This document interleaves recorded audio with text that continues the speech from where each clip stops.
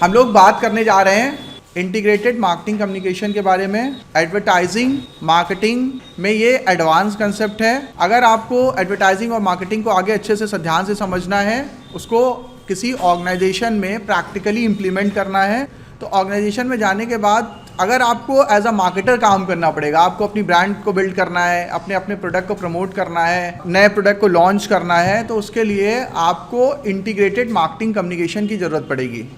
क्योंकि होता क्या है कि हम लोग को पता है कि मार्केटिंग में बहुत सारी चीज़ें होती हैं।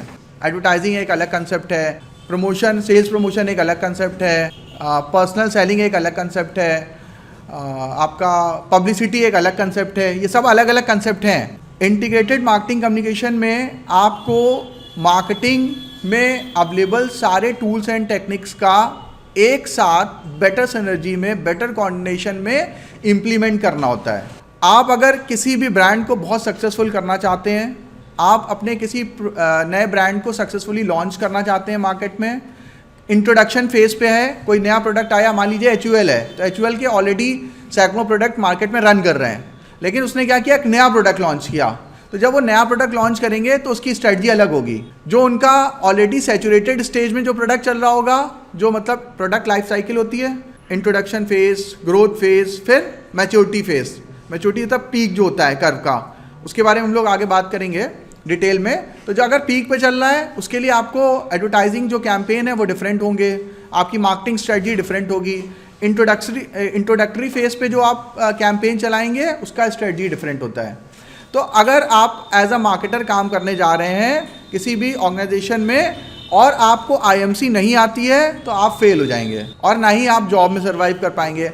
अगर आप खुद एंटरप्रेन्योरशिप करते हैं, आप अपना बिजनेस स्टार्ट करते हैं, as a startup, as an entrepreneur आप काम कर रहे हैं, और अगर आपको अपने प्रोडक्ट को बेचना नहीं आया, आपका प्रोडक्ट बहुत अच्छा था लेकिन आप बेच नहीं पाए, ठीक है, तो इसका मतलब ये हुआ कि आपकी ऑर्गेनाइजेशन फेल हो जाएगी। आपने एक बहुत बढ़िया शोरूम बनाया और जंगल में बना के बैठ गए, किसी को बताया नहीं, कौन खरीदेगा आके। तो एडवर्टाइजिंग मार्केटिंग क्या है, आपको अपने प्रोडक्ट को बताना भी है लोगों तक, क्योंकि अल्टीमेटली ऑब्जेक्टिव क्या है आपका बहुत बढ़िया प्रोडक्ट बनाने का ऑब्जेक्टिव नहीं है, आपका बहुत बढ़िया शोरूम खोलने का ऑब्जेक्टिव नहीं है, आपको आपका एम्प्लॉयमेंट देने का ऑब्जेक्टिव नहीं है। बिजनेसमैन का सोल ऑब्जेक्टिव होता है टू अर्न प्रॉफिट, ठीक है, आपको प्रॉफिट अर्न करना है, ठीक है। तो प्रॉफिट आप तभी अर्न कर पाएंगे जब आप अपने प्रोडक्ट को सक्सेसफुली सेल कर पाएंगे। और सक्सेसफुली सेल कैसे कर पाएंगे, अगर आपको मार्केटिंग, ब्रांडिंग, एडवर्टाइजिंग की टूल्स टेक्निक पता होंगे, आपको IMC पता होगा। क्योंकि होता क्या है कि जब IMC के बारे में लोगों को नहीं पता था, ब्रांड्स को नहीं पता था, ऑर्गेनाइजेशंस को नहीं पता था, एग्जीक्यूटिव्स को नहीं पता था, उन्होंने पढ़ाई कर ली, पढ़ाई करने के बाद गए, तो उसमें क्या हुआ, एडवर्टाइजिंग अलग चल रहा है, पब्लिसिटी का एक कैंपेन अलग चल रहा है, पर्सनल सेलिंग अलग चल रही है, और हुआ क्या, इन सब के बीच में कॉन्फ्लिक्ट क्रिएट हो गया। पर्सनल सेलिंग वाला कुछ बोल रहा है, टीवी पे आ रहा है जो ब्रांड एम्बेसडर, वो कुछ और बोल गया, आपने पब्लिसिटी जो कैंपेन चलाया उसमें कुछ और हो गया, तो वो सब कॉन्फ्लिक्ट क्रिएट हो गया, तो कंफ्यूज हो गया ऑडियंस भी आपका जो बायर है, आपका जो पोटेंशियल टारगेट ऑडियंस है, वो कंफ्यूज हो गया, उसको अलग अलग सोर्स से अलग अलग इंफॉर्मेशन मिल रही है। तो ये प्रॉब्लम को दूर करने के लिए नया कंसेप्ट क्या बनाया गया, IMC, इंटीग्रेटेड मार्केटिंग कम्युनिकेशन। मतलब कोई भी ब्रांड और कोई भी ऑर्गेनाइजेशन अपने बारे में जो भी कम्युनिकेशन करेगा, वो उसको सारे सोर्सेज को आपस में इंटीग्रेट कर देगा। आपके एडवर्टीजमेंट कैंपेन में जो चीज़ें जा रही हैं, सेम वही चीज़ आपके पब्लिसिटी में भी होगी, सेम वही चीज़ आपका सेल्स पर्सन भी बोलेगा, सेम वही चीज़ वर्ड ऑफ माउथ में भी जाएगी। मतलब सारे सोर्सेज एक कॉमन फिलॉसफी पे काम करेंगे, और वो कॉमन गोल क्या होगा, ऑर्गेनाइजेशनल गोल। अगर ऑर्गेनाइजेशन गोल क्या है, ऑर्गेनाइजेशन का गोल ये है कि ऑर्गेनाइजेशन की ब्रांड को बिल्ड करना, ऑर्गेनाइजेशन की जो ब्रांड की जो इमेज है उसको बिल्ड करना, तो उस केस में उनका कैंपेन डिफरेंट होगा। अगर आपको नए प्रोडक्ट को लॉन्च करना है, तो उस केस में आपका IMC का जो स्ट्रेटजी होगी वो डिफरेंट होगी। अगर कोई प्रोडक्ट है, आपको उसको मैच्योरिटी फेज पे मेंटेन करना है, मार्केट शेयर मेंटेन करना है, तो आपकी स्ट्रेटजी डिफरेंट होगी। तो ऑर्गेनाइजेशन गोल्स वैरी कर सकते हैं, सबका कॉमन गोल नहीं होगा। मार्केटिंग करने का, एडवर्टाइजिंग करने का हर एक ऑर्गेनाइजेशन का गोल डिफरेंट हो सकता है, और हर एक पॉइंट ऑफ टाइम पे डिफरेंट हो सकता है जनवरी में हम नया प्रोडक्ट लॉन्च कर रहे हो, मार्च में हम जो कैंपेन चला रहे हो वो हम किसी एग्जिस्टिंग ब्रांड को सस्टेन करने के लिए चला रहे हो, ठीक है। अगस्त में हम लोग जो कैंपेन चलाएं वो हो सकता है कि अपनी कोई गड़बड़ी हो गई हो, किसी ब्रांड में कुछ नेगेटिव चीज़ें आ गई हो, उसको ओवरकम करने के लिए चला रहे हो। तो हर एक पॉइंट ऑफ टाइम पे हमारा गोल अलग अलग हो सकता है, और जिस समय हमारा ऑर्गेनाइजेशन का जो गोल होगा वो सेट कर देंगे कि जनवरी में हमें इस तरह के कैंपेन चलाने हैं, तो उस समय पूरे समय आईएमसी जो होगा वो एक ही बात करेगा।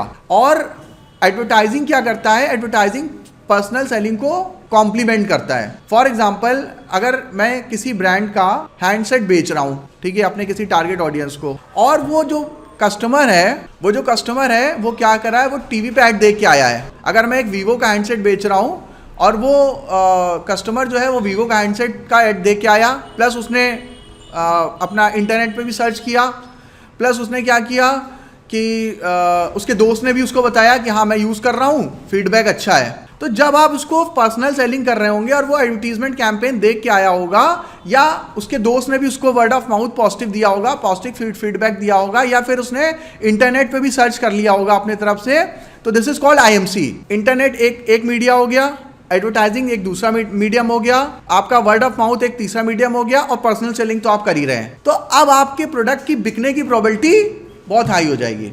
ठीक है, अगर आपको अपने दिमाग को बताना है कि जो मैं कंसेप्ट पढ़ रहा हूँ ये क्या है, तो आपको दिमाग को ये सिर्फ बताना है, ध्यान से सुनिएगा मेरी बात। आईएमसी का मतलब ये होता है मार्केटिंग में अवेलेबल सारे, आपकी भाषा में, लेमन की लैंग्वेज में, ये बुकिश लैंग्वेज नहीं है, समझने के लिए, दिमाग में समझने के लिए, मार्केटिंग में अवेलेबल सारे टूल्स एंड टेक्निक का एक साथ बेटर कोऑर्डिनेशन में एक सिनर्जी बना के ऑर्गेनाइजेशन गोल अचीव करने में इस्तेमाल करना। एक साथ आपस में कोऑर्डिनेशन बना के, बेटर कोऑर्डिनेशन के साथ ऑर्गेनाइजेशनल गोल अचीव करने के लिए उसको इंप्लीमेंट करना, क्या कहलाता है, इंटीग्रेटेड मार्केटिंग कहलाता है। पहले जो नॉर्मल मार्केटिंग होती थी उसमें सब अलग अलग काम कर रहे हैं, एडवर्टाइजिंग डिपार्टमेंट अलग कर रहा है, सेल्स वाला डिपार्टमेंट अलग कर रहा है, डोर टू डोर जो जा रहे हैं वो अलग तरह से बात कर रहे हैं। लेकिन इंटीग्रेटेड मार्केटिंग कम्युनिकेशन में क्या होता है, सारे tools and techniques, promotion, marketing, personal selling, advertising, सारे लोग एक इंटीग्रेटेड वे में एक बेहतर कोऑर्डिनेट करते हुए एक कॉमन ऑब्जेक्टिव के लिए काम करेंगे। देखिए, पब्लिसिटी जनरली जो होता है वो नॉन पेड होता है। एडवर्टाइजिंग की जब हम डेफिनेशन पढ़ते हैं तो उसमें लिखा होता है पेड फॉर्म। अब पब्लिसिटी कभी पेड नहीं होती है। जैसे कि पब्लिसिटी कौन करता है, जैसे हम कहते हैं पब्लिसिटी स्टंट था, ये कौन करता है जनरली, मतलब सेलिब्रिटीज जनरली इस तरह की चीजें करते हैं, क्योंकि मान लो कैमरे में आए, ठीक है, उन्होंने कुछ कर दिया, वो मे भी पॉजिटिव भी हो सकता है, नेगेटिव भी हो सकता है, लेकिन वो क्या होगा, वो वायरल हो जाएगा। और उसने ये किया, किसी को तमाचा मार दिया किसी ने या कुछ भी, कोई पॉजिटिव चीज़ भी हो सकती है, कोई निगेटिव चीज़ भी हो सकती है। जैसे कि एक बार वो कोका कोला का हुआ था, वो उसका इंटरव्यू चल रहा था फुटबॉलर का, उसने कोकेन हटा के रोनाल्डो ने किनारे रख दिए, तो आप इसको पब्लिसिटी स्टंट बोल सकते हैं। हुआ क्या, रोनाल्डो पूरी दुनिया में फेमस हो गए। आप लोगों को शायद उसके पहले रोनाल्डो के बारे में नहीं पता होंगे, कौन है रोनाल्डो। जो सॉकर देखते हैं उनको पता होगा, वेरी फ्यू, लेकिन जो नहीं देखता था उसको भी पता चल गया, ठीक है, कि एक फुटबॉलर है ये। तो this is called publicity stunt. इसमें उन्होंने कुछ पैसा दिया किसी को, वीडियो देखने का, वीडियो चलाने का दिया, एडवर्टाइजिंग से ज्यादा इंपैक्ट आया। ठीक है, मोदी क्या करते हैं, एडवर्टाइजिंग और पब्लिसिटी, वो पब्लिसिटी ज्यादा करते हैं। ठीक है, कुछ ऐसी चीजें बताना, कुछ ऐसा कंसेप्ट करना, कुछ नई चीज पे जाना। क्या किया, जितने पहली बार ऐसा किया उन्होंने कि जितने भी वो जो गोल्ड मेडल जीता, किसी ने ब्रॉन्ज जीता, पूरी टीम को बुला लिया। अब टीम के साथ पूरा दिन खाना भी खा रहे हैं, उनसे बात कर रहे हैं, उनका हाल चाल पूछ रहे हैं, कोई पैसा लग नहीं रहा, सरकार का भी पैसा लग रहा है, पूरी दुनिया फैला रही है, प्राइम मिनिस्टर ने देखो कितना ऑनर दिया, उन लोगों को भी अच्छा लग रहा है। ठीक है, तो दिस इज कॉल्ड पब्लिसिटी। तो ये पॉजिटिव चीज़ें हैं, मतलब ये नेगेटिव नहीं है, पॉजिटिव वे में करा उन्होंने, रोनाल्डो ने भी पॉजिटिव किया। ठीक है, तो इस तरह से बहुत सारी चीज़ें होती हैं। अब क्या है कि कुछ लोग नेगेटिव भी पब्लिसिटी करते हैं, या कोई सेलिब्रिटी है, राखी सावंत है, इस तरह की है, सड़क पे कुत्ते उत्ते को लेके निकल गए, हाँ, उल्टे सीधे कपड़े पहन के, भाई पता है कि सही कपड़े नहीं पहने हैं, ठीक है, फोटो खींचेगी, वो जाएगी, रील बनेगी उसकी, लेकिन वो कर रहे हैं जानबूझ के। क्यों कर रहे हैं, उनको पता है पब्लिसिटी होगी। ठीक है, लोग देखेंगे, जो लोग खाली बैठे हैं। तो this is called publicity instant, free में हुआ। पर्सनल सेलिंग क्या है, आप यहाँ पे फर्स्ट टाइम आए, मेरे पास मिलने आए, और आपने कहा कि सर ऐसा है कि मैं ग्रेजुएशन करना चाहता हूँ, और मैं सोच रहा हूँ कि किसी एक पर्टिकुलर कॉलेज से मैं ग्रेजुएशन कोर्स मैनेजमेंट में परस्यू करूँगा। तो मैंने क्या किया, अच्छा ठीक है बैठिए मैं आपको बताता हूँ। मैंने आपको बहुत सारी चीज़ें बताई कि मैं जिस इंस्टीट्यूट को बिलोंग करता हूँ वहाँ पे ये पॉजिटिव है, वहाँ पे ये हम ये करेंगे, आपके लिए ये करेंगे।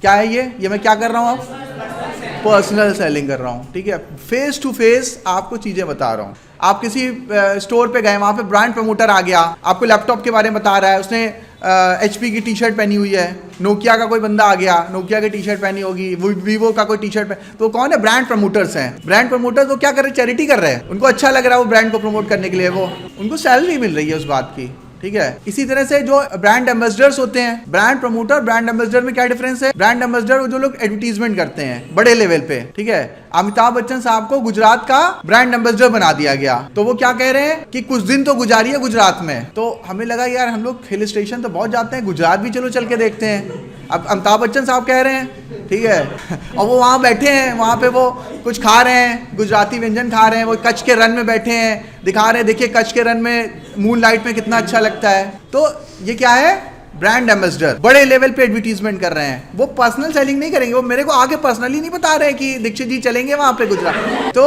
वो क्या कर रहे हैं, वो एडवर्टीजमेंट कर रहे हैं, वो वन टू ऑल, मतलब सेलिब्रिटी जो होते हैं वो क्या करते हैं अपने साथ, तो जो ब्रांड एम्बेसडर है वो वन टू ऑल बात करता है, वो वन वे कम्युनिकेशन कर रहा होता है। मतलब अमिताभ बच्चन साहब टीवी पे आए और उन्होंने सभी लोगों को एक साथ मैसेज दे दिया कि कुछ दिन तो गुजारिए गुजरात में, गुजरात टूरिज्म उनको इंडोर्स कर रहा है, मतलब वो गुजरात टूरिज्म को इंडोर्स कर रहे हैं। अब इसके लिए उन्होंने पैसे लिए या वो चैरिटी कर रहे हैं, वो उनका पर्सनल मैटर है, ठीक है। कि हो सकता है कि गुजरात को बहुत पसंद करते हो, मोदी जी को बहुत पसंद करते हो, इसलिए उन्होंने उसको प्रमोट कर दिया, या पैसे लेके करा, डिपेंड करता है। 99% केसेस में लोग पैसे ही लेके करते हैं, ठीक है। कभी कभी फ्री में भी कर देते हैं, जैसे पल्स पोलियो का काम है, सचिन तेंदुलकर जी से कहा गया, अमिताभ बच्चन साहब से कहा गया, आमिर खान से कहा गया, तो उन्होंने कहा इन्वायरमेंट के लिए, एनर्जी कंजर्वेशन के लिए, अभी कोविड के लिए, तो ये क्या कहेंगे, पैसे नहीं लेंगे फिर, ठीक है। देश के लिए काम कर रहे हैं, हमें इस देश ने बनाया, हमें इस देश ने बड़ा किया, इस देश से बहुत पैसा मिला, तो हम इस छोटे मोटे इस काम के लिए, एक महान काम के लिए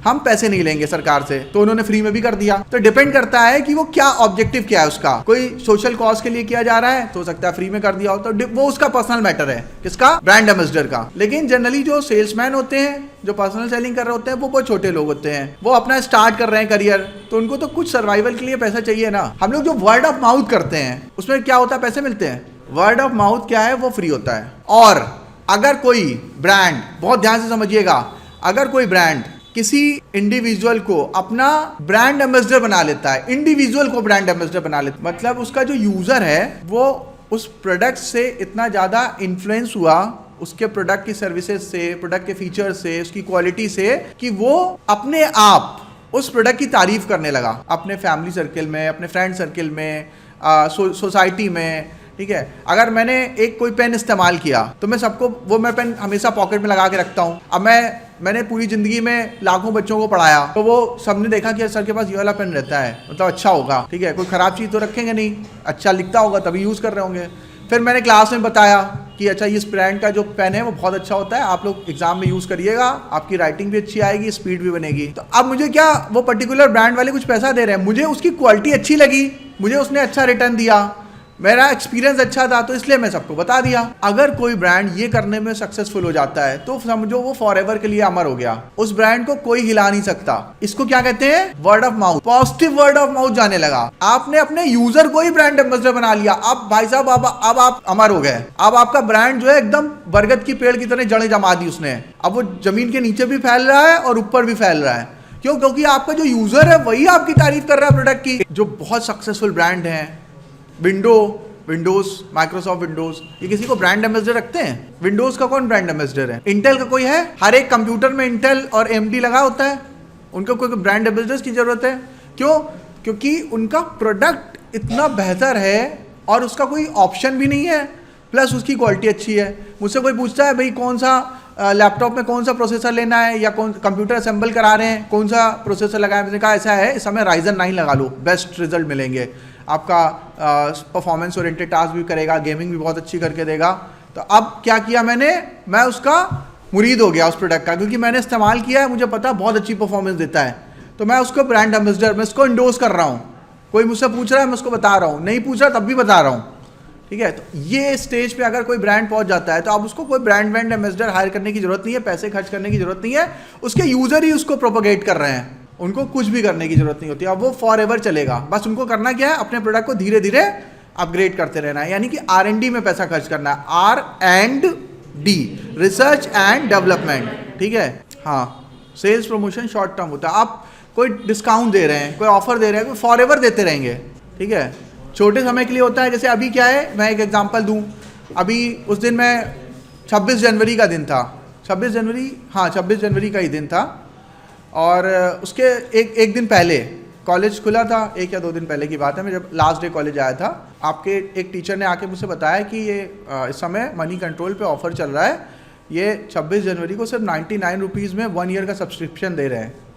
तो मैंने कहा अरे वाह, वो जनरली 365 का मिलता है, 1 रुपीज़ पर डे का, तो 365 की जगह सिर्फ 99 का मिल रहा है। मैंने तुरंत क्या, जब मुझे लिंक भेजो कहाँ पे मिल रहा है, मैंने तुरंत जाके उसको परचेज कर लिया।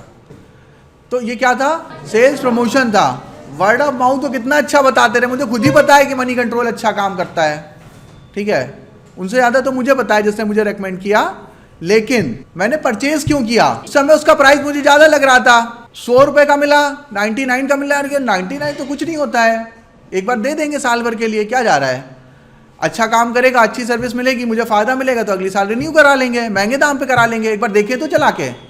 तो क्या था ये, सेल्स प्रमोशन था। पब्लिक रिलेशन हमें कुछ अटेंड नहीं करना है। अगर हम लोग किस लिए, अभी हम लोग जो बात कर रहे हैं मार्केटिंग एडवर्टाइजिंग में, हम लोग किसके पॉइंट ऑफ व्यू से बात कर रहे हैं, हम लोग पॉइंट ऑफ व्यू से बात कर रहे हैं कंपनी के, कि कंपनी ऑर्गेनाइजेशन को कैसे प्रमोट करना है, उसके प्रोडक्ट को, उसकी सर्विसेज को, उसकी ब्रांड को। हमें अपना कुछ नहीं, आई एम नथिंग। हम लोग बात क्या कर रहे हैं यहाँ पे, हम लोग बात कर रहे हैं कि अपनी ऑर्गेनाइजेशन को कैसे प्रमोट करेंगे। ऑर्गेनाइजेशन अपनी मतलब जहाँ पे हम जॉब करते हैं, या फिर हम जहाँ आगे जॉब करेंगे, या जो बिजनेस हम रन करते हैं, उसको हमें कैसे प्रमोट करना है, उसको हमें नेक्स्ट लेवल पे कैसे लेके जाना है, उसकी ब्रांड इमेज कैसे बनानी है, उसकी ब्रांड इक्विटी को कैसे एनहांस करना है, ठीक है। ब्रांड इक्विटी के ऊपर आएंगे अभी आगे चल के। तो उसके लिए आपका पॉजिटिव पब्लिक रिलेशन भी अच्छा है, होना चाहिए, मतलब मार्केट में पब्लिक के बीच में उसकी पॉजिटिव इमेज होनी चाहिए। ऐसी इमेज ना हो कि ये चीटर कंपनी है, जैसे कि रिलायंस ADAG ग्रुप के बारे में ये हो गया था, वो ब्रांड पूरा डिस्ट्रॉय हो गया। रिलायंस टेलीकॉम ADAG ग्रुप का जो मोबाइल फ़ोन हम लोग यूज़ करते थे, छोटे वाले, वो 500 रुपये वाले हैंडसेट भी उन्होंने लॉन्च करे थे। अभी जियो अलग है और रिलायंस ADAG, रिलायंस टेलीकम्युनिकेशन अलग है। वो अनिल अंबानी का था, ये जियो जो है वो मुकेश अंबानी का है।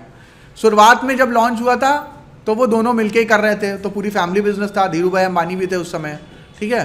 तो ADAG का इमेज क्या हो गया, धीरे धीरे खराब हो गया। लोगों को ये पता चला कि यार ये कोई भी वैल्यू एडिड सर्विसेज एक्टिवेट कर देते हैं, कॉलर ट्यून एक्टिवेट हो जाती है, हो सकता है उन लोगों से गलती से हो जाता हो, लेकिन वो कस्टमर केयर पे फ़ोन करते थे तो उनको पॉजिटिव रिस्पांस नहीं मिलता था, पैसे कट जाते थे, बैलेंस कम हो जाता था, बड़ा परेशान थे। इसकी वजह से क्या हुआ, उनका पब्लिक के साथ रिलेशन खराब होता चला गया। उसको उन्होंने इम्प्रूव करने के लिए कोई स्टेप भी नहीं लिए। तो पॉजिटिव पब्लिक रिलेशन होना बहुत ज़रूरी है। आपकी इमेज, अब जैसे ITC है, हमें पता है ITC कैंसर बेचता है।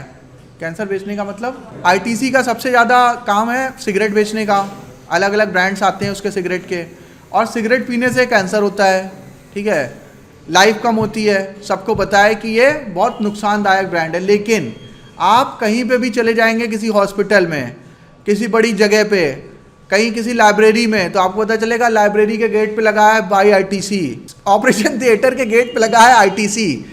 मतलब वो कैंसर बेच भी रहे हैं और उसको इलाज करने का पैसा भी दे रहे हैं, ठीक है। तो मतलब उस कंपनी ने क्या कर रखा है, अपनी पॉजिटिव इमेज बिल्ड कर रखी है। जहाँ भी आप जाएंगे, जहाँ आप बहुत मुसीबत में होंगे, जहाँ आप परेशान होंगे, देखेंगे आपकी हेल्प कौन कर रहा है, ITC कर रहा है। तो ये क्या है, उन्होंने अपनी रिलेशन इस तरह से बना के रखी है। कोई आप कोई बुक खरीद रहे हैं, आप क्लासमेट के रजिस्टर खरीद रहे हैं, ITC का है वो, उसमें लिखा है पीछे गरीब बच्चों की पढ़ाई के लिए पैसा जा रहा है, आपका इमोशनल मतलब पॉजिटिव इमेज जाएगी कि रिलेशन, मतलब वो क्या कर रहा है, पब्लिक के साथ अच्छा रिलेशन मेंटेन करने की कोशिश कर रहा है। कोई वो क्या कर रहा है, बुक फेयर लगा रहा है, कोई CSR एक्टिविटी कर रहा है, इन्वायरमेंट के लिए कुछ कर रहे हैं, और गरीब बच्चों की पढ़ाई के लिए कोई एक्टिविटी चला रहे हैं, कोई कैंपेन चला रहे हैं, गंगा की सफाई करा रहे हैं। तो इस तरह से क्या करती हैं कंपनियां, पॉजिटिव पब्लिक रिलेशन बिल्ड करने की कोशिश करती हैं। काइंड ऑफ प्रमोशनल इवेंट है। इससे क्या होता है कि पूरी सोसाइटी में आपकी कंपनी के बारे में बहुत अच्छी चीज़ें जाती हैं मार्केट, ठीक है। तो इससे अपने आप आपकी सेल्स बढ़ेगी। ये सब क्या करते हैं, हमारे पर्सनल सेलिंग को कॉम्प्लीमेंट करते हैं। Advertising, CSR activity, publicity, public relation, ये सब क्या कर रहे हैं, हमारे सेल्स को कॉम्प्लीमेंट कर रहे हैं, राइट। और कोई क्वेश्चन किसी का? CSR हम लोग ने एथिक्स में भी पढ़ा था, कॉर्पोरेट सोशल रिस्पॉन्सिबिलिटीज़, मतलब हर एक कॉर्पोरेट की कुछ सोशल रिस्पॉन्सिबिलिटीज़ भी हैं। अब ITC सिगरेट बेच के लोगों को मार रहा है तो उनको इलाज करने का भी कुछ हेल्प कर रहा है, ऑपरेशन थिएटर बना के दे रहा है, हॉस्पिटल्स बना के दे रहा है, पैसे खर्च कर रहा है, इन्वायरमेंट को प्रोटेक्ट करने के लिए धुआं फैला रहा है तो पेड़ भी लगा रहा है, कागज का रजिस्टर बना के पेड़ काट रहा है तो गरीब बच्चों की पढ़ाई के लिए भी पैसे खर्च कर रहा है, like that. This is called CSR, corporate social responsibilities.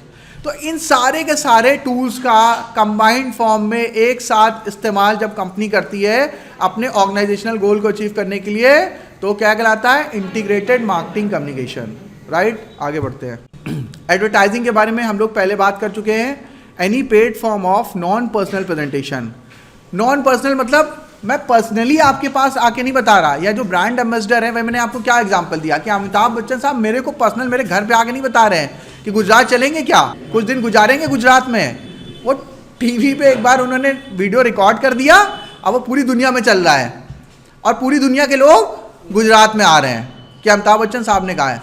ऐसे ही क्या था कि एक बार वो पोलियो वाला एक टीकाकरण अभियान था, तो वो क्या गवर्नमेंट ने जब एक स्टार्टिंग में शुरू किया था, हमारे यहाँ बहुत, जब मैं स्कूल में पढ़ता था तो मैं देखता था मेरे क्लास में 2-4 बच्चे ऐसे होते थे जिनके पैर में प्रॉब्लम होती थी, वो उसको लेके आते थे, बैसाखी का इस्तेमाल करते थे, पैर उनके टेढ़े मेढ़े हो जाते थे। आपने भी शायद देखा होगा बचपन में, अभी कोई नहीं है, अब जनरली हमें कोई नहीं दिखता क्लास में इस तरह का। क्यों? क्योंकि हमने पल्स पोलियो को किल कर दिया, गवर्नमेंट ने किल कर दिया। उन्होंने क्या किया, उन्होंने एग्रेसिवली उसके ऊपर पोलियो ड्रॉप पिलाए, सब बच्चों को बचपन से ही पिलाए, तो उनको वो बीमारी हुई नहीं। वो वायरस जो काम करता था, बॉडी को नुकसान पहुंचाता था, तो उसको किल कर दिया। तो अब बहुत ही रेयरेस्ट ऑफ द रेयर है कि किसी को पोलियो हो जाए, अदरवाइज पोलियो ड्रॉप पिला दी जाती है, उसको बीमारी नहीं होती, बचपन से ही ठीक हो जाता है बच्चा। अब आप समझिए कि कितने लोगों की लाइफ सेव हो गई, नहीं तो सोसाइटी में 1 से 2% लोगों को ये प्रॉब्लम हो ही जाती थी। इसी तरह से अब हम लोग अगला मिशन क्या कर रहे हैं, ट्यूबरक्लोसिस के अगेंस्ट कर रहे हैं। तो ये सारी की सारी चीज़ें जो जब अमिताभ बच्चन साहब कैंपेन चलाते थे, तो उस समय वो कैंपेन चलाते थे तो वो रजिस्टर नहीं होता था लोगों को, मतलब उस पर वो एग्रेसिवली एक्ट नहीं करते थे, वो पोलियो दवा कोई नहीं पिलाने जाता था। तो गवर्नमेंट बड़ा परेशान कि पोलियो बूथ खाली पड़े हैं, हमने इतना पैसा उस पर खर्च कर दिया, दवा जो आती है वो उसमें उसको ठंडा रखना होता है और उसके बाद वो ख़राब हो जाती है, अगर उसको कंज्यूम नहीं किया गया तो वेस्ट हो जाएगी। गवर्नमेंट का लाखों करोड़ों अरबों रुपये बर्बाद हो रहा है, कैंपेन चला रहे हैं वो भी काम नहीं कर रहा। तो उन्होंने क्या किया कि सारे एडवर्टाइजिंग की जितनी भी कमेटी के लोग हैं बैठे, यार ये क्या मजाक हो रहा है। ये एडवर्टाइजिंग का आपको बहुत बढ़िया केस स्टडी बता रहा हूँ कि पल्स पोलियो के ऊपर गवर्नमेंट ने एडवर्टाइजिंग कैंपेन बनाया, सुपर फ्लॉप, कोई बूथ पे जा ही नहीं रहा पिलाने के लिए बच्चों को। ये बहुत पहले की बात है, आज से बहुत पहले की बात होगी, मेरे ख्याल से 25-30 साल पहले की बात होगी। तो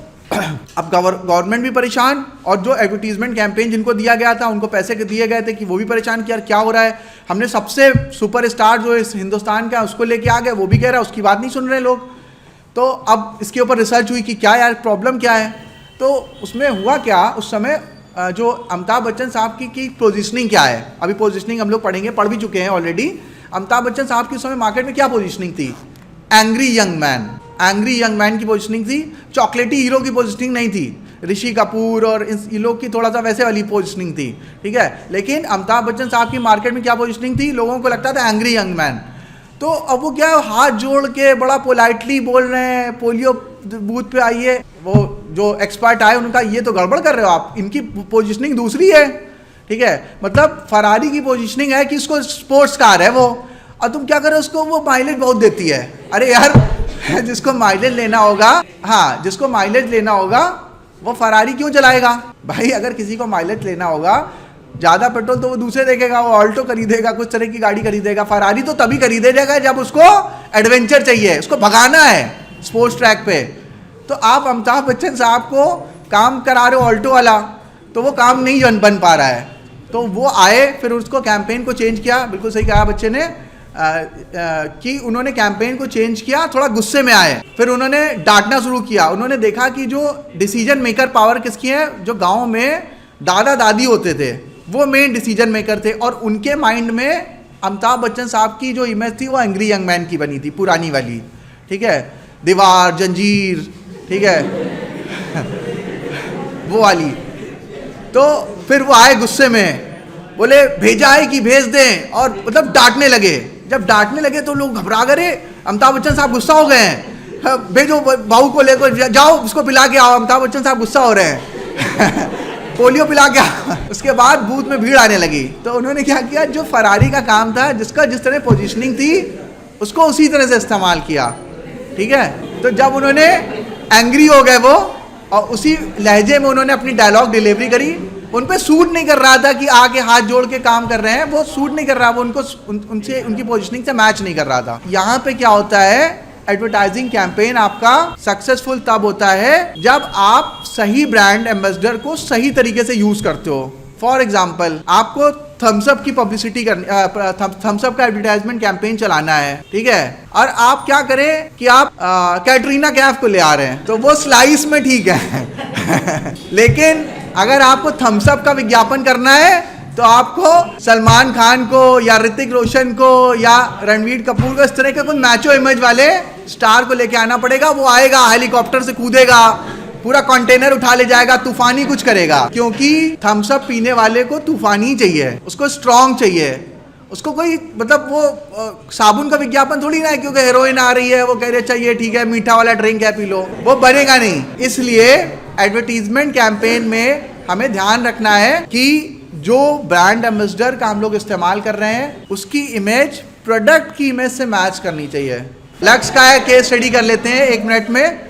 लक्स क्या करता है, एचयूएल का ब्रांड है, बहुत पॉपुलर ब्रांड है, डिकेड से चला आ रहा है, मतलब जब से मैंने आँख खोली तब से मैं उसको देख रहा हूँ, और अभी भी वो पर्टिकुलर प्रोडक्ट हिंदुस्तान में अपने सेगमेंट में सबसे ज़्यादा बिकने वाला प्रोडक्ट है, ठीक है। ब्यूटी सोप में लक्स का कोई दूसरा कॉम्पिटिटर है ही नहीं। क्या करता है, उसकी क्या स्ट्रेटजी है, हाँ मैंने आपको बताया, ये मैंने क्लास में भी बताया था पहले, कि वो क्या करता है, वो जो उस समय की बेस्ट सेलिब्रिटी होती है, जो बेस्ट एक्ट्रेस होती है फिल्म इंडस्ट्री की, ठीक है, सबसे ज़्यादा जो ट्रेंडिंग हो, सबसे ज़्यादा बेस्ट मूवी जिनकी चल रही हो, हिट मूवी दे रही हो, कभी दीपिका पादुकोण, कभी प्रियंका चोपड़ा, कभी ऐश्वर्या राय, कभी माधुरी दीक्षित, कभी श्रीदेवी, कभी कैटरीना कैफ, जो जिस समय बेस्ट हो, जो जिस समय बेस्ट होता है उस समय वो उसको साइन करते हैं और उसके ऊपर कैंपेन चलाते हैं। तो इसलिए वो ब्रांड कभी बूढ़ा नहीं हुआ, अदरवाइज उसको चलते हुए 4-5 डिकेड्स हो चुके हैं। मतलब मेरी दादी उसको इस्तेमाल करती थी, अब वो इस दुनिया में नहीं है, लेकिन ब्रांड स्टिल यंग है। क्यों? क्योंकि उसने क्या किया, बहुत अच्छा एग्जांपल मैं दे रहा हूं, मेरी दादी लक्स का इस्तेमाल करती थी, लेकिन वो अब इस दुनिया में नहीं है, ब्रांड स्टिल अभी भी है, अभी भी टॉप पे है, अभी भी यंग है। कहने का क्या मतलब हुआ, this is wonderful brand advertising strategy of lux और एचयूएल, ठीक है।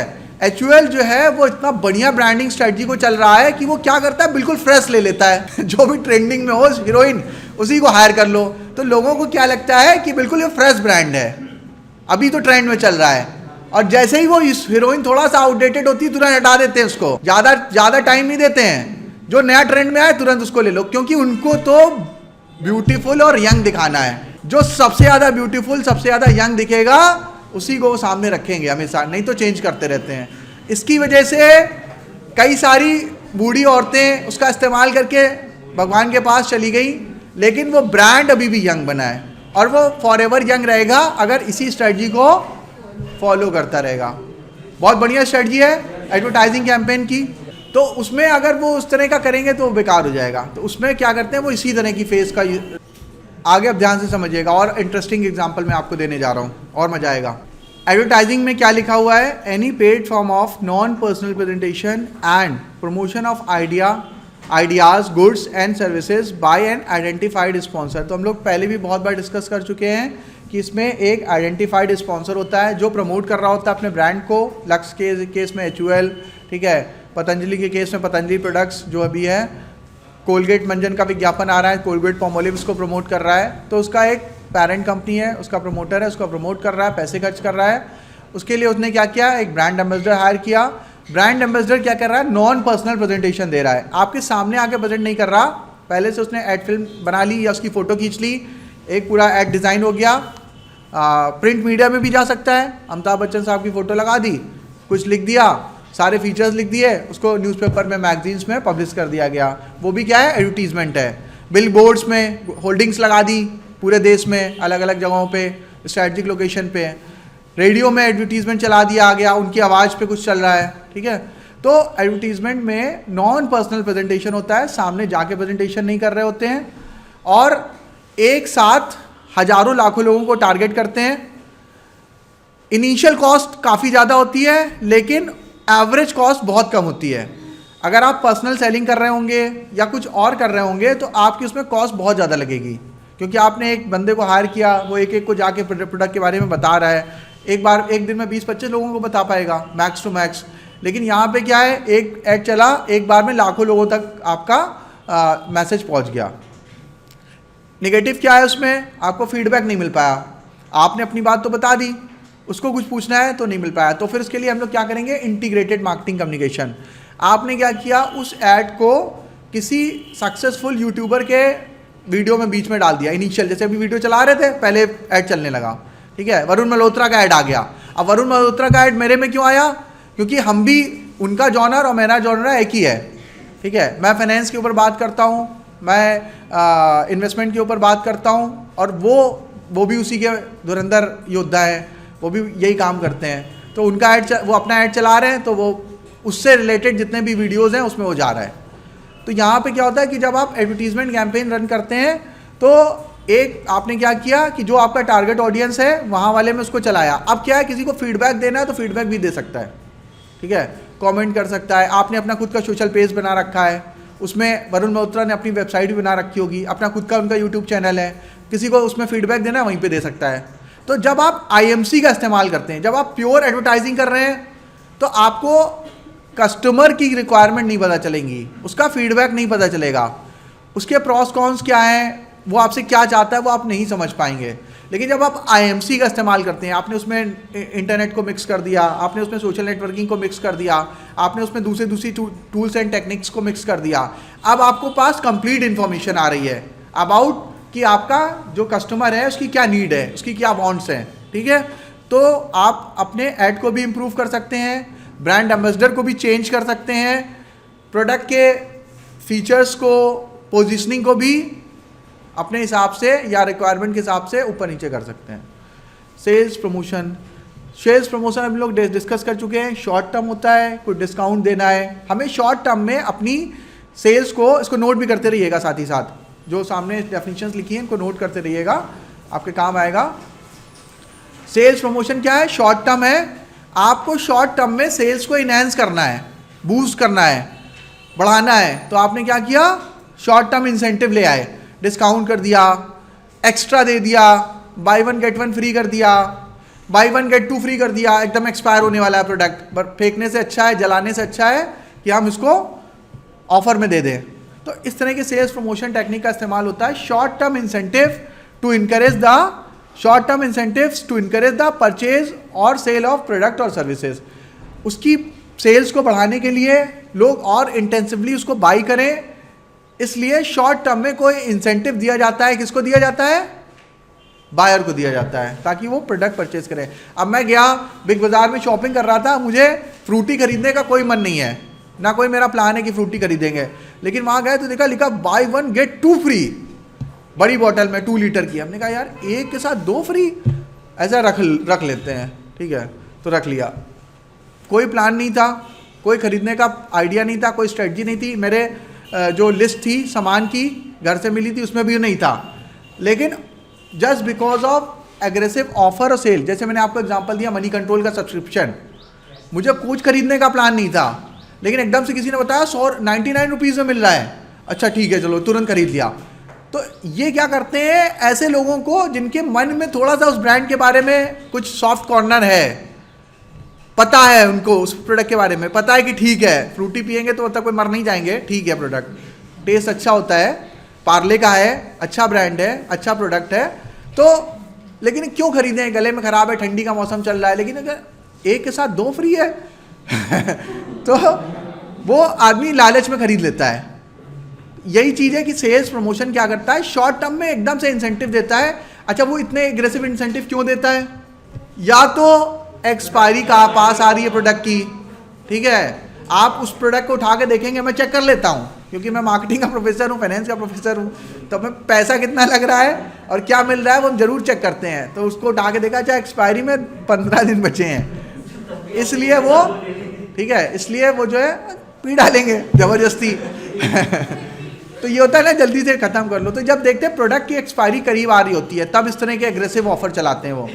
फिर कंपनी को बहुत ज़्यादा फाइनेंस की नीड है, मनी कंट्रोल को अपनी सैलरी डिस्ट्रीब्यूट करनी है, लॉस में चली गई, हाँ कुछ उनको नया प्लान इंप्लीमेंट करना है, पैसे की ज़रूरत है, मार्केट से लोन नहीं लेना चाहते क्योंकि उसे इंटरेस्ट पे करना पड़ेगा, लायबिलिटी खड़ी हो जाएगी। ऐसा है 5 दिन के लिए ऑफर लगा दो, लोग एकदम से जो नहीं खरीद रहा वो भी खरीद लेगा, पैसा आ जाएगा, हम लोग यूज़ कर लेंगे, इसलिए उन्होंने ऑफ़र चला दिया। ठीक है, अपने सब्सक्रिप्शन बेस को बढ़ाने के लिए लगा दिया ऑफ़र। अमेजॉन क्या करता था शुरुआत में, पेटीएम क्या करता था, अपने ग्राहक बनाने के लिए अपनी तरफ से पैसा दे रहा है, सस्ता तो दे ही रहा है, उल्टा कैशबैक मिलेगा। आप सामान खरीद रहे हैं, सामान सस्ता मिल रहा है, पेटीएम आपको पैसा दे रहा है। क्यों कर रहा है ऐसा? This is called acquisition cost. वो नंबर ऑफ सब्सक्राइबर बढ़ा रहे हैं। आपको अकाउंट, आप किसी को रेफर करोगे तो उसको भी 100 रुपये मिलेंगे, आपको भी 100 रुपये मिलेंगे। ठीक है, ये उसमें स्कीम लगा रखी है इस तरह की। ठीक है, कुछ भी है नहीं, मतलब कोई अमाउंट है, मतलब एक एग्जांपल दे रहा हूँ कि आप उसके प्रोडक्ट को, उसके ऐप को अगर किसी का शेयर करेंगे तो उसको भी कुछ पैसे मिलेंगे जब वो यूज़ करेगा, फर्स्ट टाइम यूपीआई ट्रांजैक्शन करेगा, और आपको भी मिलेगा। तो this is win win situation for जिसने सेंड किया, जिसने रिसीव किया, और कंपनी, तीनों के लिए अच्छा है क्योंकि उनको 200 रुपये में एक नया ग्राहक मिल गया। वो भी ग्राहक ऐसा होगा, वो उससे कहेगा यार इसको डाउनलोड करो, एक ट्रांजैक्शन करो जरा, क्योंकि उसको भी 100 रुपये मिल रहे हैं, तुम्हें भी 100 रुपये मिलेंगे। तो ज़बरदस्ती, उसका कोई मतलब नहीं था, वो कभी नहीं करता, अगले 2-3 साल तक कभी यूपीआई ट्रांजैक्शन नहीं करने वाला था, लेकिन उसके दोस्त को क्योंकि 100 रुपये मिलने वाले थे तो उसने कहा 100 रुपये मुझे कमाने हैं, तुम्हें भी कमा देते हैं, करो। उसने फोर्सफुली उसको करा दिया। तो पेटीएम को एक ग्राहक मिल गया 200 रुपये में, तो उसके लिए उसको बहुत पैसे खर्च करने पड़ते, तो उसकी एक्विजिशन कॉस्ट क्या हुई, 200 रुपीज़। 200 रुपये में उसको एक कस्टमर मिल गया जो कि वेल ट्रेंड है। अब उसको उसके दोस्त ने ट्रेनिंग भी दे दी, इसको ऐसे डाउनलोड करना है, ऐसे यूपीआई आईडी बनाना है, ऐसे ट्रांजैक्शन करना है। पेटीएम इसमें हज़ारों रुपए खर्च करके भी नहीं कर पाता। कैसे कर पाता भाई? उसके घर पे जाके ट्रेनिंग थोड़ी ना देता, और ना वो इंटरेस्टेड है ट्रेनिंग लेने में। लेकिन ऑफर चलाया, शॉर्ट टर्म सेल्स प्रमोशन किया, तो 200 रुपये में उसको ट्रेंड ग्राहक मिल गया। अब वो आगे से पेटीएम भी करेगा। ठीक है, कभी कुछ खरीदने जा रहा है, छुट्टे पैसे नहीं है, जनरली पहली बार हम लोग पेटीएम कब इस्तेमाल करते हैं, जब छुट्टे पैसे नहीं होते हैं या कुछ पैसा भूल गए। अब एक बार क्या हुआ कि मैं बैठा रेस्टोरेंट में, खाना वाना खा लिया, देखा पैसे ही नहीं है। अब मेरे होश उड़ गए कि बर्तन ना साफ करा ले कहीं फिर याद आया कि इसके काउंटर पे वो लगा है, स्कैन वाला है, मेरे मोबाइल में भी पेटीएम पड़ा है, मैंने स्कैन कर दिया तो इस तरह से लोग पहली बार इस्तेमाल करते हैं। फिर लगा यार बहुत अच्छा है, अब मैं समोसा खरीदने गया, जल्दी में हूँ, वो कह रहा 72 रुपये देने हैं। अब 72 रुपये, 500 का नोट पड़ा है, 72 रुपये कहाँ से दें उसको? तो मैंने तुरंत उसको स्कैन कर दिया, वो भी खुश हो गया। उसके पास हाँ ठीक है, 72 रुपीज़ रिसीव आ गया, वो स्पीकर लगा के रखा है, उसका भी काम हो गया, पैसे गिनने नहीं पड़े, छुट्टे वापस नहीं करने पड़े। प्लस कोविड फैल रहा है, नोट से सबसे ज़्यादा कोविड फैलता है। नोट कौन सा धोते, सैनिटाइज करता है कोई, ठीक है ना, उनका साबुन से धो रहा 20 सेकेंड उसको, ठीक है कॉइन से और नोट से सबसे ज़्यादा कोविड फैलता है, क्योंकि वो कभी साफ़ ही नहीं होते हैं। और मोबाइल, आपका जो मोबाइल है ना, वो आपके टॉयलेट वाली जो टॉयलेट है ना, उससे ज़्यादा गंदा होता है। टॉयलेट तो फिर भी हार्पिक से साफ़ करते हो, कभी आपने मोबाइल साफ़ किया किसी ने? बहुत कम करते हैं लोग, अब तो करने लगे हैं, सैनिटाइज कर देते हैं, सब करते हैं, लेकिन पहले कोई नहीं करता था। हम लोग सीखने जा रहे हैं एफिलिएट मार्केटिंग। एफिलिएट मार्केटिंग इस पीपीटी में नहीं था, इसने क्वेश्चन पूछा, मैं आपको बता देता हूँ। एफिलिएट मार्केटिंग क्या होता है कि जो मैन्युफैक्चरर है या जो प्रमोटर है, वो क्या करता है, कुछ इन्फ्लुएंसर को अपना एक लिंक प्रोवाइड कर देता है, जिसको कहते हैं एफिलिएट लिंक। कुछ लोगों को पता होगा, ध्यान से समझिएगा, बहुत इंपॉर्टेंट कंसेप्ट है। जनरली आपको यूट्यूब वगैरह में बहुत कम वीडियो मिलेंगे इसके ऊपर, तो एकदम नया कंसेप्ट है, बहुत ध्यान से समझिएगा। और इसके ऊपर क्वेश्चन आ सकता है क्योंकि नई चीज़ें ये बुक में भी नहीं मिलती हैं जल्दी, शायद फिलिप कॉटलर में भी ना मिले अगर अपडेटेड नहीं है। पुराना वाला वर्जन होगा तब एफिलिएट मार्केटिंग होता ही नहीं था।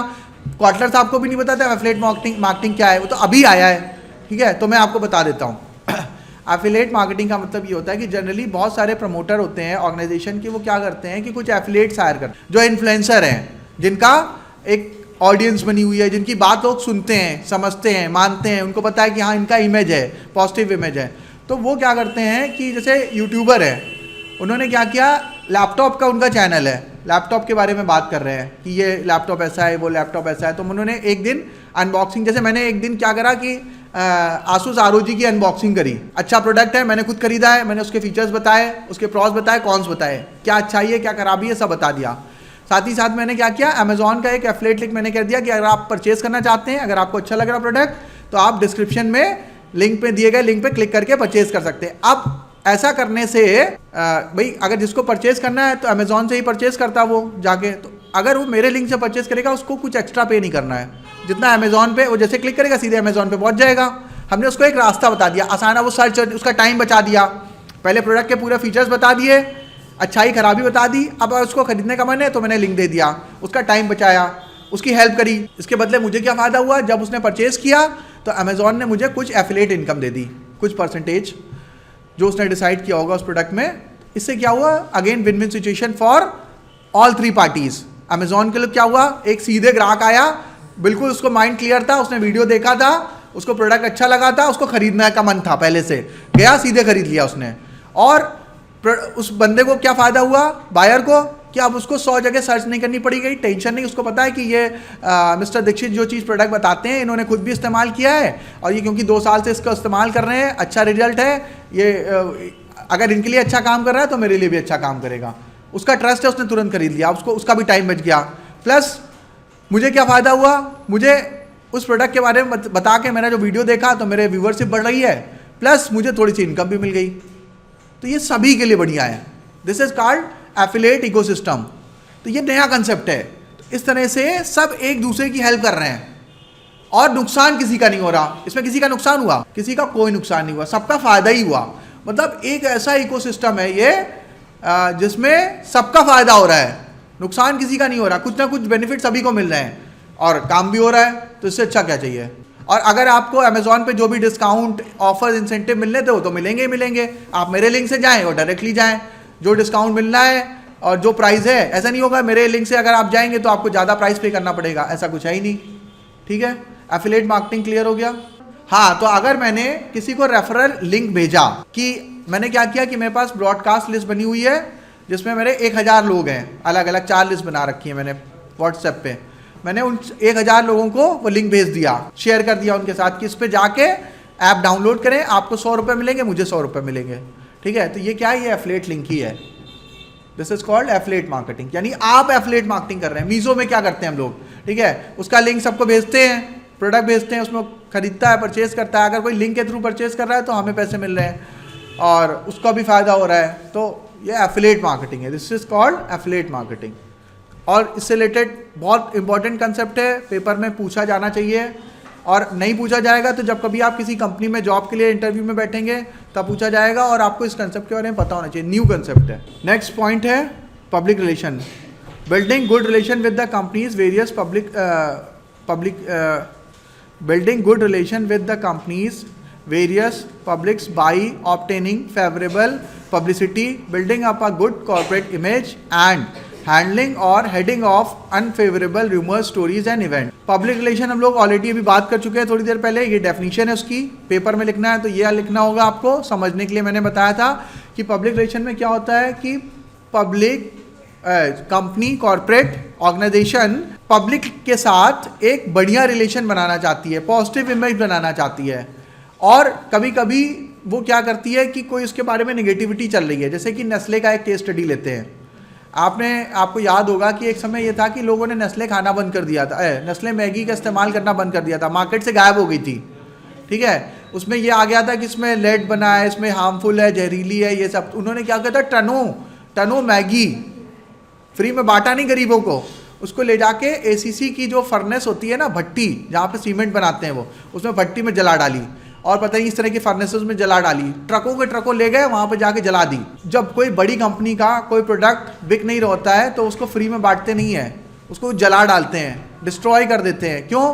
क्योंकि अगर आप फ्री में बांट देंगे तो लोगों के माइंड में उस ब्रांड की इमेज कि अरे ये फ्री बैठ रहा है, मतलब फ्री मतलब बेकार है, तो वो ऑफर दे देंगे उस पर एक्सपायर होने के पहले। अगर एक्सपायर हो गया या एक्सपायर होने के एक दिन अब नहीं बट रहा है तो ये नहीं करेंगे कि चौराहे पे ले जाके बांट दो, ऐसा कभी नहीं करते हैं, ठीक है। तो वो क्या करते हैं, उसको डिस्ट्रॉय कर देते हैं। तो ये क्यों करते हैं, ताकि वो ब्रांड की पॉजिटिव इमेज को मेंटेन रखें। बहुत ज़्यादा जो बहुत लग्जरी ब्रांड्स हैं, जो बहुत बड़े ब्रांड है, वो कभी डिस्काउंट भी बहुत ह्यूज नहीं देते हैं। FMCG वाले दे देते हैं, लेकिन जो लग्जरी ब्रांड्स हैं वो कभी ह्यूज डिस्काउंट भी नहीं देंगे, वो बर्बाद कर देंगे प्रोडक्ट को, जला देंगे, लेकिन कभी डिस्काउंट भी बहुत नहीं देंगे। कभी आपने नहीं सुना होगा कि वो जो लग्जरी ब्रांड्स उसमें कोई बहुत ज़्यादा बाई वन गेट वन चल रहा है, ठीक है, रॉल्स रॉय खरीदिए by one get one free,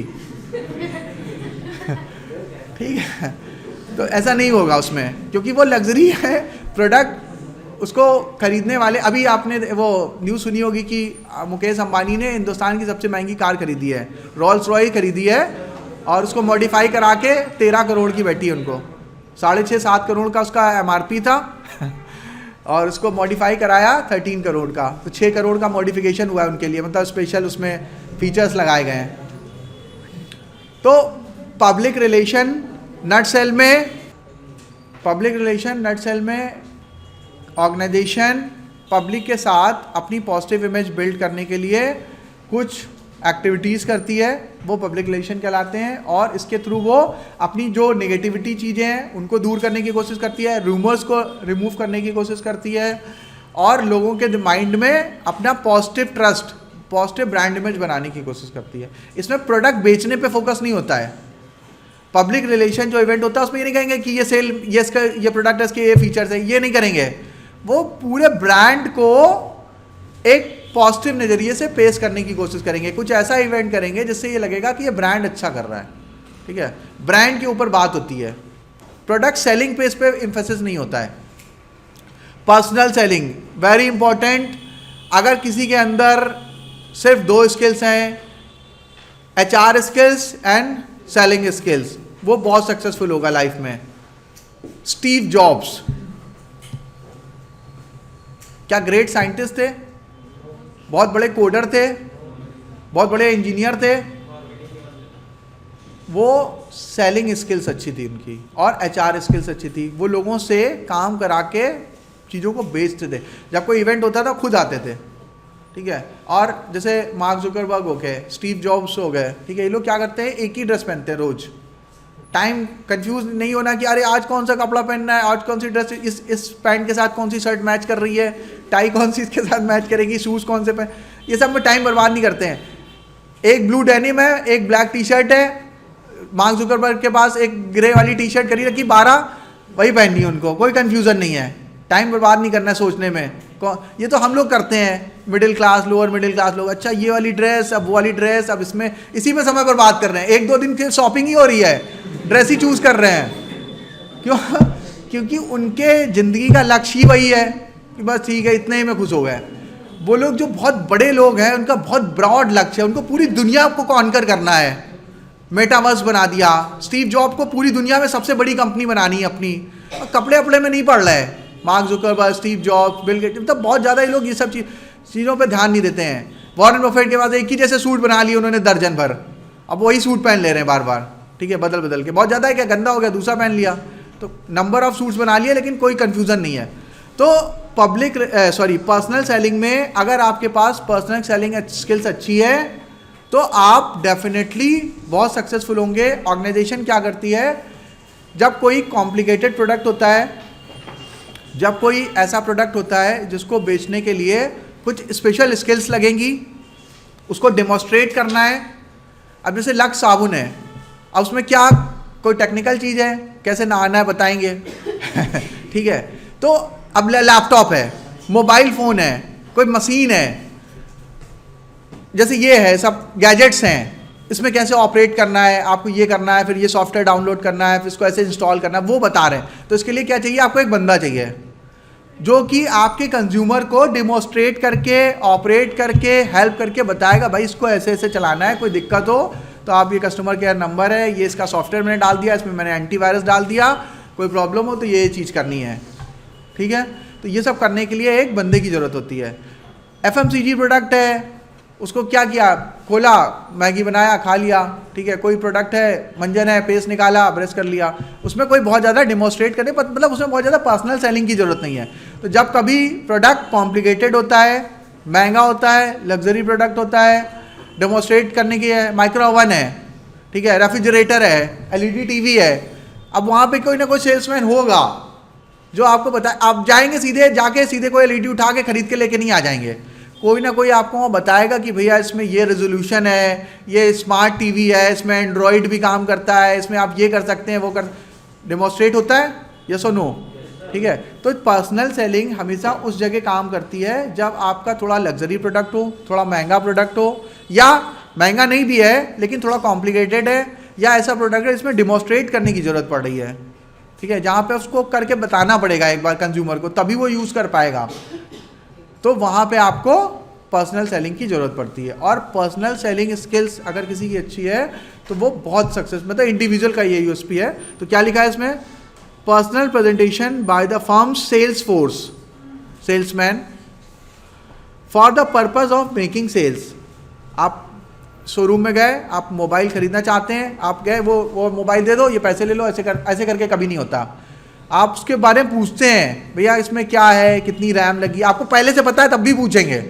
आप पढ़ के गए हैं, मुझे पता है कि इसमें इतनी रैम लगी है, इसमें ये वाला प्रोसेसर लगा है, इसका स्क्रीन साइज चेंज का है, तब भी उससे पूछेंगे, उससे कहेंगे कोई डमी हो तो दिखाओ जरा एक बार कैसा दिखता है, टच एंड फील करेंगे। तो ये करना पड़ता है। तो सेल्स फोर्स की जरूरत पड़ती है for the purpose of making sales and building customer relationship. कभी कभी ऐसा होता है कि जब जैसे मैं कभी मोबाइल फ़ोन खरीदने सागर मार्केट जाता हूँ, तो मुझे पता है कि एक पर्टिकुलर शॉप में एक सेल्समैन है, वो बहुत अच्छे से बताता है चीज़ों को। कभी कभी वो ऐसा करता है कि मैं माइंड मेकअप करके गया हूँ कि मुझे ये वाला फ़ोन लेना है, लेकिन मुझे उसने कन्विंस कर दिया कि ये वाला लेना है जो उसको बेचना था, जिसमें उसको इंसेंटिव ज़्यादा मिल रहा था। तो ये उसकी सेल्स स्किल्स हैं। उसने इतने ब्यूटीफुली कंपेयर किया कि देखिए आप ये वाला खरीदने आए हैं, ये जो मैं आपको दिखा रहा हूँ उसमें देखिए इससे ज़्यादा, इसमें बैटरी से ज़्यादा है, इसका प्राइस इससे कम पड़ रहा है, इसका स्क्रीन रेजोल्यूशन ज़्यादा है, इसमें प्रोसेसर एडवांस लगा हुआ है, इसमें फलामा डिका, उसने कंपेयर करके और फाइनली जो उसको बेचना था बेच दिया। तो ये क्या है, सेल्स स्किल है। उसको जो कंपनी प्रमोशन दे रही है या पैसा दे रही है तो उसने उसको कर लिया। और कभी कभी ऐसा होता है कि हम लोग एक पर्टिकुलर सेल्समैन के पास ही जाना पसंद करते हैं, क्योंकि वो हमें बहुत अच्छे से ग्रीट करता है, बहुत अच्छे से बताता है।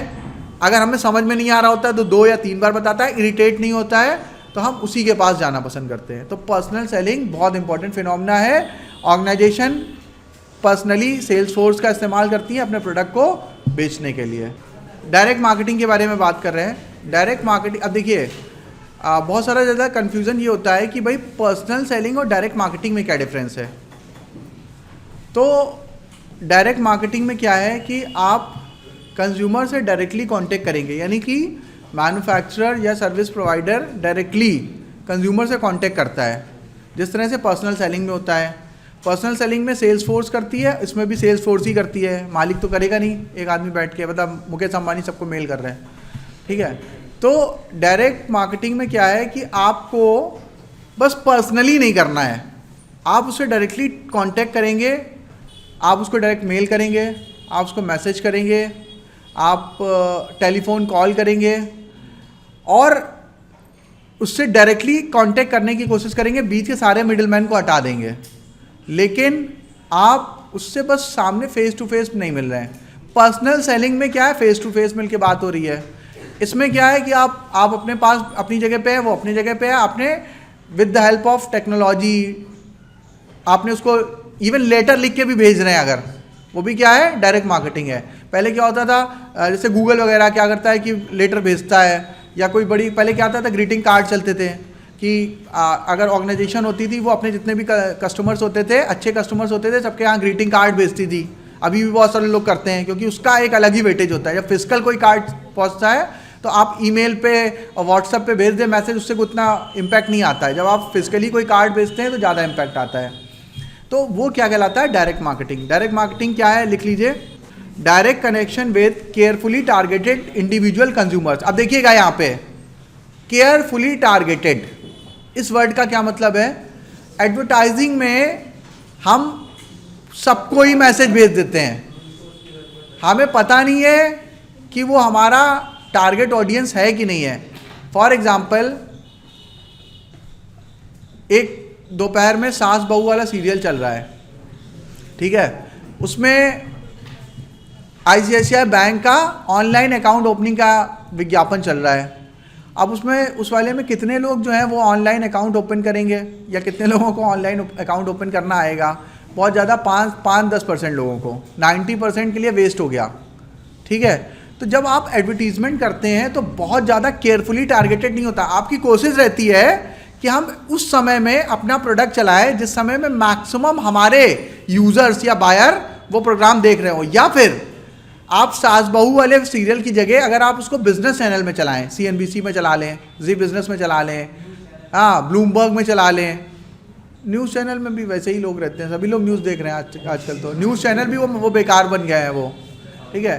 तो जो बिजनेस चैनल्स हैं वहाँ पे अगर आप अपना एडवर्टीजमेंट कैंपेन रन करेंगे ऑनलाइन अकाउंट ओपन वाला, ठीक है, तो थोड़ा बेहतर रिस्पॉन्स रहेगा। लेकिन अगर आपको बहुत बढ़िया रिस्पॉन्स चाहिए तो क्या करना चाहिए?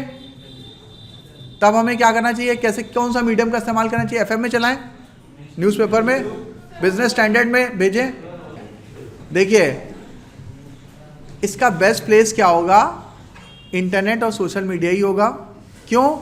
क्योंकि वहाँ पे जो लोग यूज़ कर रहे हैं उनको पहली बात ऑनलाइन इस्तेमाल करना आ रहा होगा, ऑनलाइन चीज़ें चला रहे होंगे वो, और उनको पता होगा कि OTP कैसे आएगा, अपना मोबाइल में अपना आधार कैसे अपलोड करते हैं, पैन कैसे अपलोड करते हैं, वो उनको चलाना आ रहा होगा।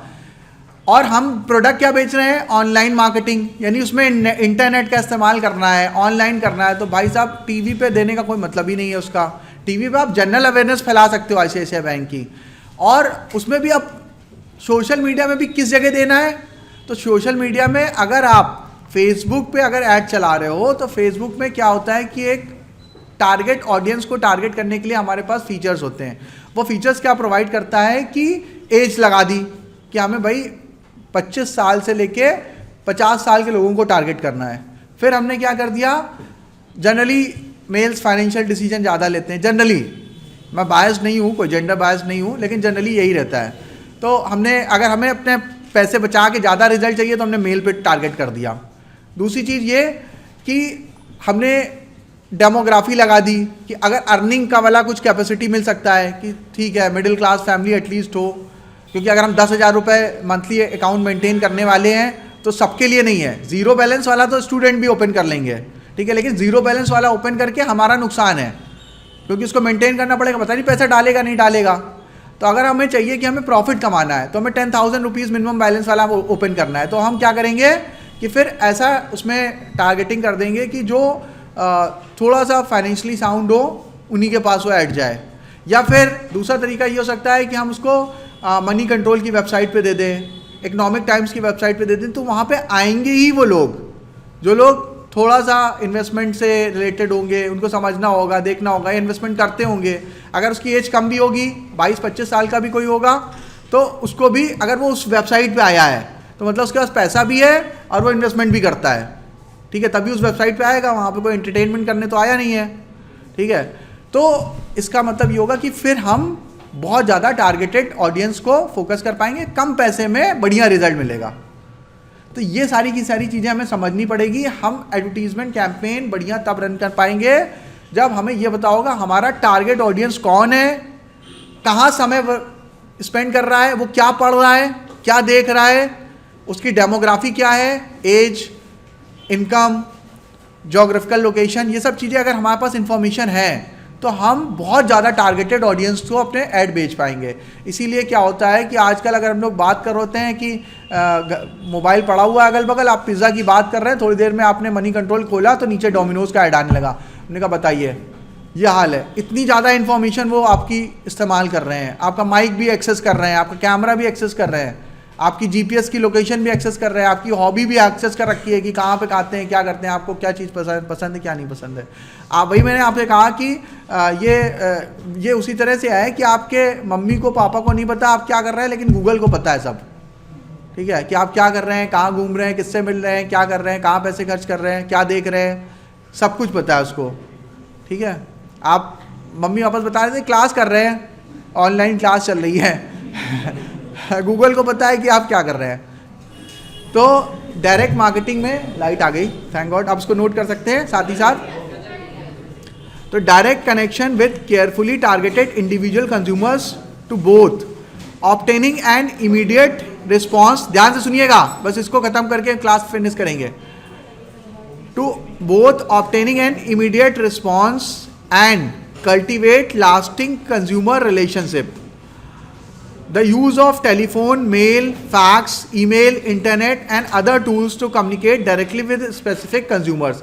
अभी क्या है कि WhatsApp पे भी आप डायरेक्टली मेल कर सकते हैं, मैसेज कर सकते हैं। यानी कि आपने देखा होगा जो बड़ी कंपनियां हैं उन्होंने अपने सोशल मीडिया अकाउंट्स बना रखे हैं, WhatsApp पे भी आते हैं। ICICI की तरफ से भी WhatsApp पे आएगा मैसेज आपके पास, अगर आपने उसको कंसेंट दे रखी है तो डायरेक्ट मार्केटिंग में जो मार्केटर्स हैं वो क्या करते हैं, केयरफुली टारगेट ऑडियंस को, सबको नहीं, केयरफुली टारगेट ऑडियंस को मेल, मैसेज, व्हाट्सएप पे, टेलीफोन कॉल, फैक्स, ग्रीटिंग्स, ये सब भेजते हैं और उनको अपने प्रोडक्ट और सर्विसेज को परचेज करने के लिए और ख़रीदने के लिए, सब्सक्राइब करने के लिए इन्फ्लुएंस करते हैं। तो अगर आपको कोई सब्सक्रिप्शन वाला मॉडल चलाना है तो उसके लिए मेल बहुत अच्छा ऑप्शन है। आपने सबको मेल कर दिया, अगर उसको सब्सक्राइब करना है उस पर क्लिक करेगा, सब्सक्राइब कर लेगा, ठीक है। जैसे मैंने आपको मनी कंट्रोल का मॉडल बताया, इसी तरह से कि यूट्यूब वाला है, उसको प्रीमियम वाला अपना सब्सक्रिप्शन बेचना है तो वो नेटफ्लिक्स वाला है, उसके पास डेटा है कि कौन कौन लोग नेट चलाते हैं, हाँ, कौन कौन लोग इसको इस्तेमाल करते हैं एप्लीकेशंस को, तो उनको आप मेल कर सकते हैं। उनको व्हाट्सएप पे मैसेज कर सकते हैं अगर कंसेंट है उनकी आपके पास। आप उनको SMS भेज सकते हैं प्रमोशनल, उसमें लिंक होगा, लिंक पे क्लिक करेगा, वो प्रोडक्ट आपको आपके वो लैंडिंग पेज पे पहुंच जाएगा, या आपके फेसबुक पेज पे पहुंच जाएगा, या आपकी वेबसाइट पे पहुंच जाएगा। उसको लैंडिंग पेज कहते हैं, जहाँ पे वो प्रोडक्ट और सर्विसेज को सब्सक्राइब कर सकता है ऑनलाइन। तो डायरेक्ट मार्केटिंग में बस पर्सनल सेलिंग नहीं होती है, बाकी कंपनी डायरेक्टली कंज्यूमर से फैक्स के थ्रू, मैसेज के थ्रू, मेल के थ्रू, वीडियो कॉन्फ्रेंसिंग के थ्रू कोऑर्डिनेट करने की कोशिश करती है। जैसे वो है बायजूस है, तो बायजूस क्या करता है, बायजूस का एग्जीक्यूटिव बैठा है अपने घर पे या ऑफिस पे, और वो क्या करता है, पेरेंट्स के साथ गूगल मीट करता है, गूगल पे कॉल कर लेता है, व्हाट्सएप कॉल कर लेता है, ठीक है। तो ये भी एक काइंड ऑफ, आप उसको डायरेक्ट मार्केटिंग भी कर सकते हैं और पर्सनल सेलिंग भी कर सकते हैं। अब यहाँ पे कन्फ्यूजन हो गया, ठीक है। अब जिसमें जिसको जो बेटर लगे, क्योंकि कोई यूनिवर्सल उसमें लाइन नहीं ड्रॉ करी गई है कि क्या हो सकता है, बट ये आप अगर देखें तो आप उसको पर्सनल सेलिंग में भी रख सकते हैं और डायरेक्ट मार्केटिंग में रख सकते हैं, ठीक है। मतलब दूर बैठ के हम कंज्यूमर से कोऑर्डिनेट कर रहे हैं तो डायरेक्ट मार्केटिंग में ज़्यादा आएगा। पर्सनल सेलिंग में सामने ही बैठ के करें तो ज़्यादा अच्छा है, ठीक है। और पर्सनल सेलिंग में आप एक 1-to-1 भी कर सकते हैं, 1-to-many भी कर सकते हैं। जैसे यहाँ पे जो क्लास हो रही है ये क्या है, ये पर्सनल प्रेजेंटेशन हो रहा है। आप लोग अगर 100 लोग बैठे हैं, मैं प्रेजेंट कर रहा हूँ, तब भी ये पर्सनल सेलिंग है। अगर मैं कोई प्रोडक्ट सेल कर रहा हूँ तो, ठीक है, तो अब भी वो पर्सनल सेलिंग कहलाएगी। 1-to-many भी हो सकता है, लेकिन मैं सामने सामने कर रहा हूँ, ठीक है। अब मैं अपने घर से कर रहा होता तो शायद वो कुछ और मेल करके करता तो डायरेक्ट में मार्केटिंग में आ जाता, ठीक है।